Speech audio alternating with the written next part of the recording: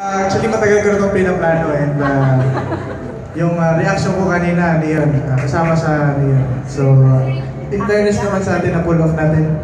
And maraming salamat guys. Alam mo kanina, ang press release nitong dalawang to, hindi ito ko, tsaka ni Kuya JM, may imimit daw kaming imimit daw kaming producer, Canadian daw, na may mag-produce daw ng mga show sa Canada. Sabi ko, uy, sige, ayos yan. Beat natin yan. Tapos may kanta ako sa bilin kanina, sabi ko kay Jen, Kuya, ano susutin mamaya? Because Mark casual lang, sabi niya, papogi ka kasi may imimit na yung producer mamaya. Eto, gano'n pala. Which is ang hirap gawin, kasi imimit ng producer na kailangan extra effort. Pero grabe kayo guys.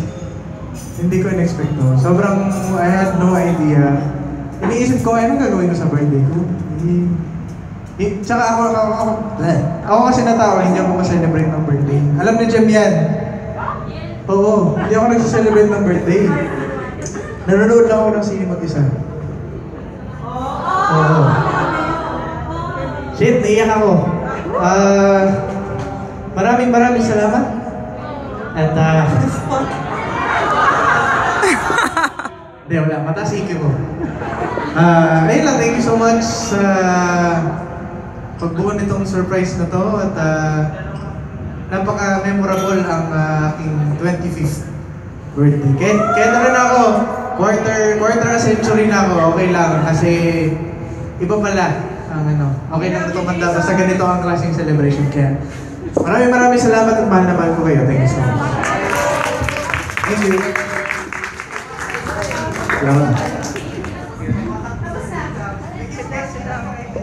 Okay, uwi na daw tayo.